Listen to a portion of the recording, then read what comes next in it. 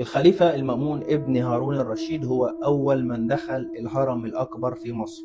هو أول فتحة في الهرم فتحها كان هو، ومعروفة إلى الآن بفتحة الخليفة المأمون.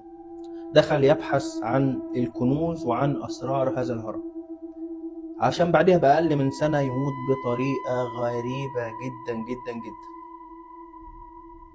وتمر الأيام وأحمد بن طولون يدخل الهرم ويموت بنفس الطريقة ونفس المرض اللي مات بيه العشرات من اللي دخلوا مقبرة توت عنخ آمون.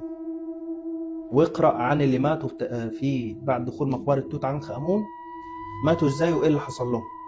نفس الطريقة بكلمك في أكتر من 1000 سنة ما بين الحدثين، أحمد بن طولون والخليفة المأمون، واللي دخلوا مقبرة توت عنخ آمون معظمهم مات بنفس الطريقة. سلام.